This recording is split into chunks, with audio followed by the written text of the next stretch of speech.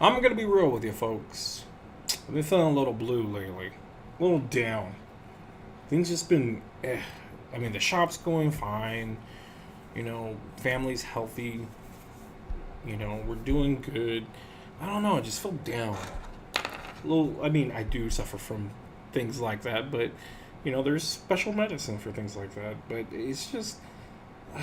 But you know what? Through all that down. I mean, don't get me wrong. I made a video about Thundercats Roar. As soon as I put it up, I get thumbs down because I don't agree with everybody that we shouldn't lose our mind over it.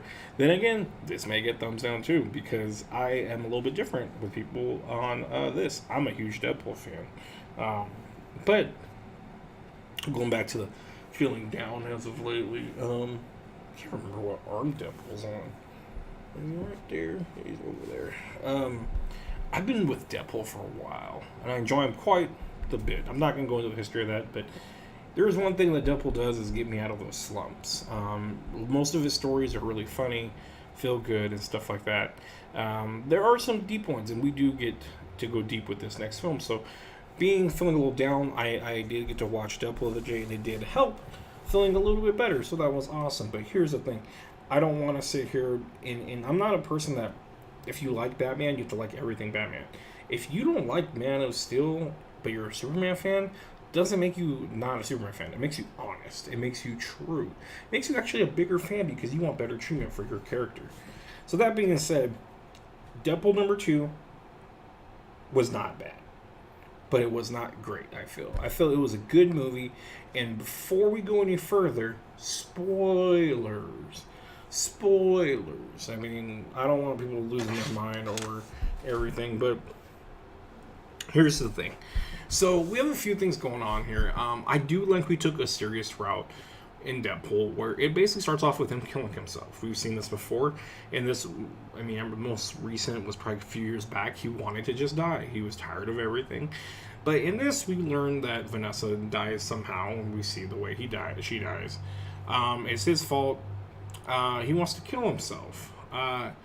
With this being done, I thought it was great. They created death, basically. They created the character that is so big in all the comics and storylines, his obsession and stuff like that. And I thought it was great that Vanessa can be Death now. She's the one that talks to them, took that place.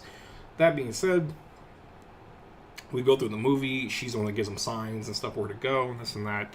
It was a really cool play out, but at the end of everything, I feel like at the end of the movie we end, and the gripe for me is Vanessa needs to stay dead, and that sucks.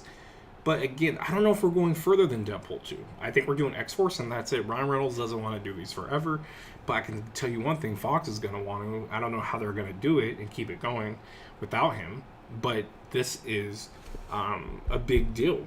This is huge.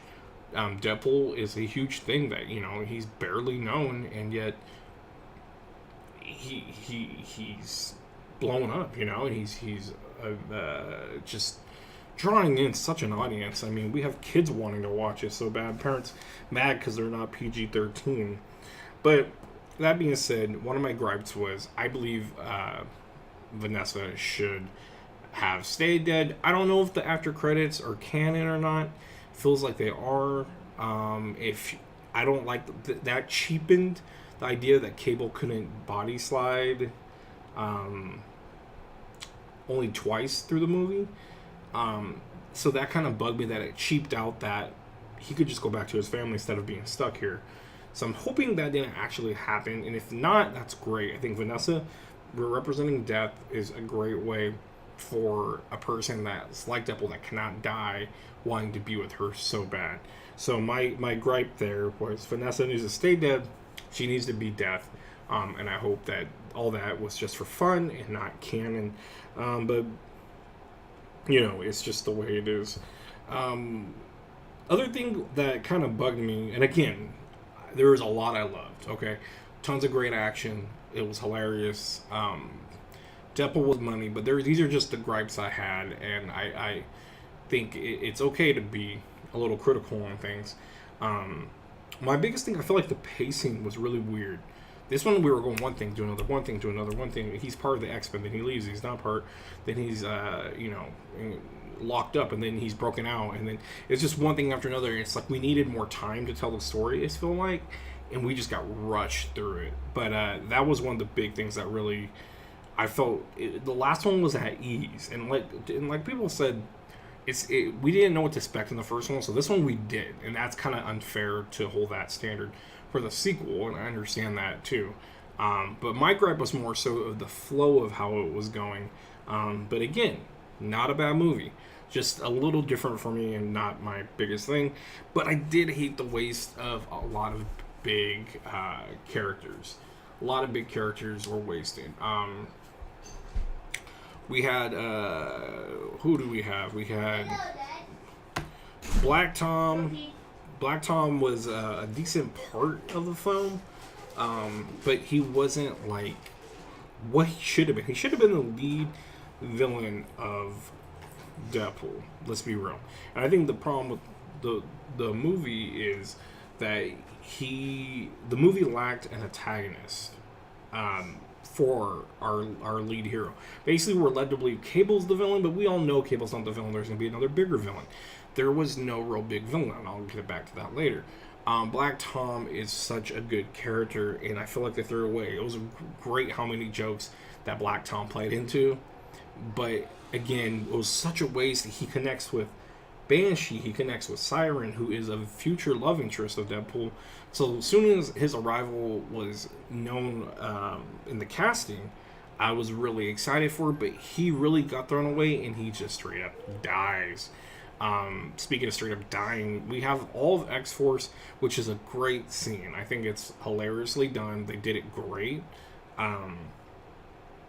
Shadowstar looks really dumb, but I think that was really on purpose. Anyone that thinks this was supposed to be a serious take needs to just...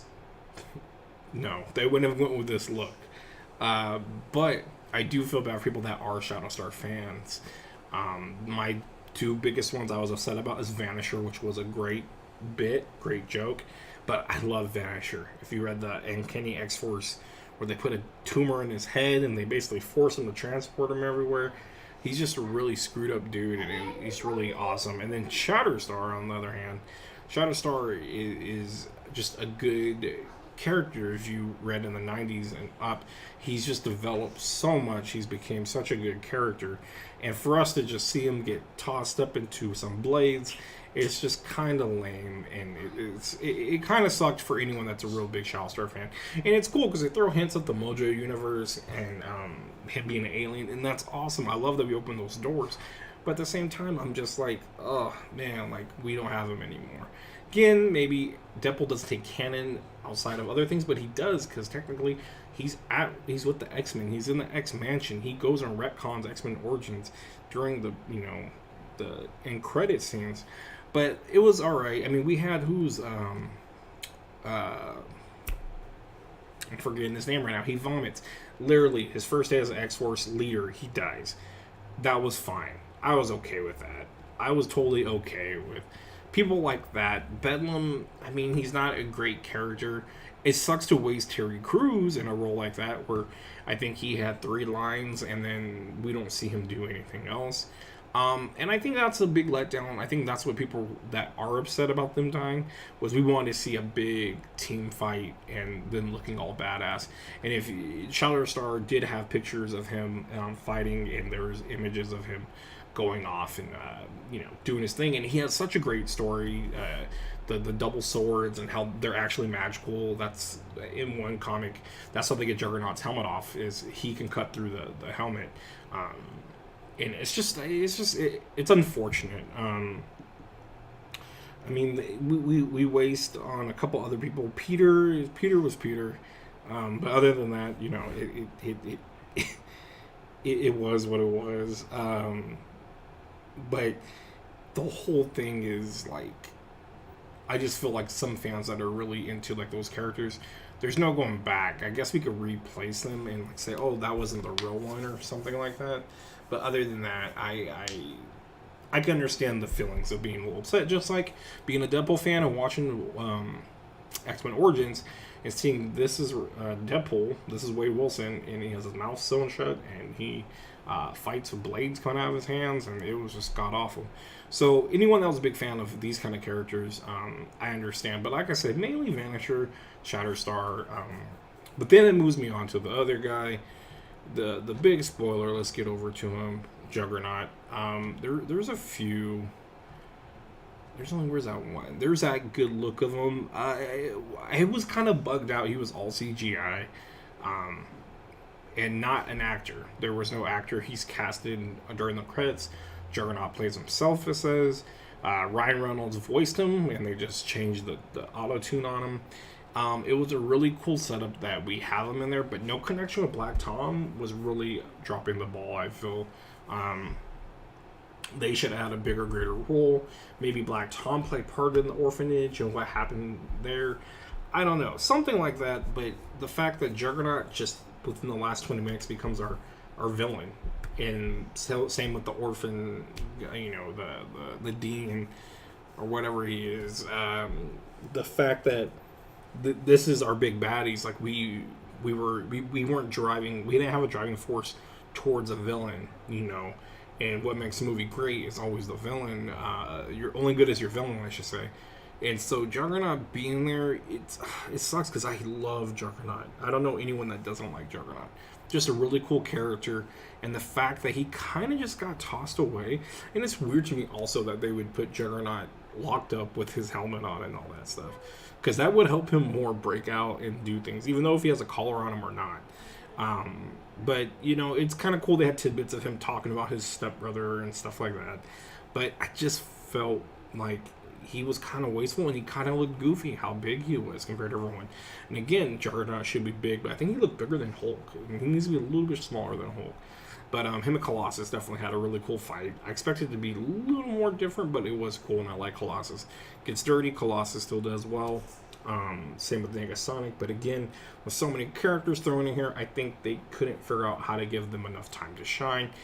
You need to take cue from more of like a Guardians approach, where everyone gets their moments, and even these side people like Yondu, and even like someone like Stallone playing Starhawk in number 2, we had enough of him where they stood out and they got their due. And with these ones, I feel like everyone kind of just got pushed to the side. I thought Surge, Negasonic's girlfriend, was going to get more in there besides always saying hi to Deadpool, basically.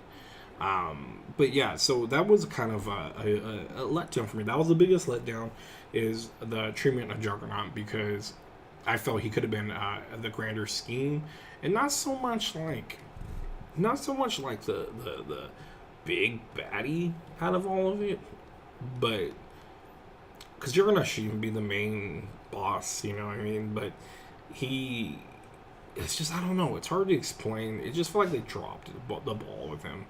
He looked cool. He was really big, but he still was cool.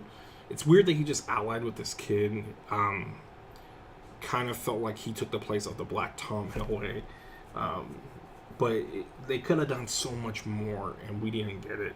So that really, really, really, really bugged me. But, I mean, it is what it is. Cable, I felt like should have been the one stealing the show. It's hard in a Deadpool movie because Deadpool is Deadpool, and it's tough. But Cable did have some decent parts. I think Josh Brolin was good, but to be fair, I felt like his chemistry with Deadpool was just not on par as much as I would like it to be. It felt very much like Men in Black 3 with him and Will Smith in a way. That I already seen this before, and I don't know. I just wasn't sure. I still think he did good. He did a good job, but I don't know. Maybe it's just their chemistry. I think they did so much tying into the X-Men universe. It's weird we threw away at so many other things, like with him saying his daughter's name is Hope, the teddy bear, just all that stuff, and the fact that he's the biggest thing with Cable for me was the quick. It's funny because I as Deadpool makes fun of the Martha scene, I hate that as well. I feel like they got a very much a Martha scene where he said, you remind me of my wife, blah blah blah blah, and that might have been the way they wanted to write that. But it was a real quick turn for Cable from a guy that was trying to kill someone. But again, I understand maybe he's like, look, I can't take on the Juggernaut by myself. And I hate that, again, Juggernaut turned to this big villain out of nowhere. But I think Cable would just go at it alone, to be honest with you. But that being said, I didn't like how quick the turnaround was. Maybe it should have happened middle act, not so much in the third act. But again, it was just weird for me. It didn't feel fluid. It didn't feel genuine. It just felt forced, like we need to wrap up the movie. And there was a lot of gags and side things with stuff like that. It's a shame that we're not going to get Weasel back in any future Deadpools because of all the issues he's been having. But he did a decent job. But again, a lot of people in this one, a lot of people got to shine. We got like a couple scenes of Blind Owl, and it's not as good as her other scenes, and Weasel didn't get as good as scenes as he normally got in the previous ones, and etc. So it's kind of like you're expanding, but you also got to make sure everyone else gets their due to make sure that they're still remembered for how good they are. But again, I just feel like that relationship was just a little bit odd. And then also what was really odd to me was the fact that that Cable jumped back just to put the coin to block the bullet. Like, why didn't he jump back further to... He had enough... It said it didn't have enough energy, but I would assume he could have went back to when DeadPool first was saving the boy, and Cable could have been like, look, the boy, it's what you need to protect, you need to talk to him. You talking to him will get to him. I would assume a huge jump would ruin him. But I don't know. Hopefully they'll change it a little bit. I mean, if you read the Cable and Deadpool comic, they do body slide. 1 is 1 transport body slide. By 2 is when him and Deadpool both go. And Deadpool eventually gets rid of the teleporter because he thinks it's too easy for him to do things. So I kind of wish we saw that a little bit. Maybe him take it. But this wasn't a time traveling thing. This was more of this is how they shifted through now. No times changed. So it's a little different with the way Cable did it. But as far as the going back and forth, it's kind of weird that he wanted to save his family so bad. But once everything was okay, he was okay with just leaving them there. And he's like, I'm just here. Again, I feel like we were rushed to wrap it up. And it was kind of a bummer. And I think we all can agree that Domino was the big hell yeah of the movie. I mean, she nailed it. I liked that it looked like her eye was from vitiligo or something. So it looked like it wasn't like a normal thing. Like she painted it or something like that. I actually liked the way she did it. She played off. She doesn't. Okay, so for anyone that follows Domino in the comics, they may not care for her interpretation because she was a lot different, and that could be said about other characters. And if you don't like that, that's fine, because again, you have all the rights. Because I was upset with some interpretations, but with hers, I really liked the way she played off with Deadpool, and their chemistry was great. I thought their chemistry was awesome, and I'm looking forward to hopefully seeing her more as Domino. But she was a glimmer for me in all this, me being critical on a lot of things. It was nice to just, boom, accept it. And the kid was good, but I always felt like he should have been a different character. The character he is kind of a nobody character in X Factor. And it was all right. We have so many, we got to throw away so many different mutants. I'm surprised we didn't throw away more maybe at the orphanage or more at the jail, but we just used Black Tom, who's like a huge X-Men Deadpool villain, and just a lot of wasteful things, I feel like. But that being said, moving forward, it looks like they're all like hunky-dory. They're going to move and be the X-Force now. I don't know if Vanessa is alive or not. Who knows? It'd be nice to see Colossus kind of creating a unit for them, having Cable work on it. Cable leads it, Domino with them. Then they can add others. They don't actually have to have Dr. Nemesis and Forge. We know, of course, Deadpool will be a part of it. Kind of sucks. We're never going to have that Uncanny X-Force type of run where we got to see them protect the Apocalypse Kid Genesis, and Deadpool's really, it actually showed it in this movie, his caring side, and he's not just crazy. And I love that story because he bonded with Genesis so much in that storyline. So again, this was kind of like a weird story for me. Like, it was weird pacing. Just save the kid. Vanessa being the death symbol was awesome. Hopefully it stays that way. But it's just overall, I expected a lot more, and I think that's my fault. It was still a really good movie. I loved it. I'm going to watch it again and again and again. I think the first one's better just because it just broke, just changed the world with Deadpool. But I think we're going forward. We're going to get X-Force movie. Will be the third one. I think that's going to be Ryan Reynolds' final act. So who knows how much that continuity will take place of all the stuff during the end credits. We'll see. But overall, it was a good movie. But that's just my ramble and rant on the Deadpool movie and some of my gripes. But overall, I hope you understand where I'm coming from and why I feel the way I do. And understand that it's okay to have different opinions. And also, I did enjoy it thoroughly. So thank you guys for watching. That was it. My son's home now, and I think he wants to play Fortnite. So I spot him a shirt that has Peter falling with Fortnite characters from Rift Apparel. So go look on that website. They probably have it in the graveyard now, but it's awesome. So see you guys.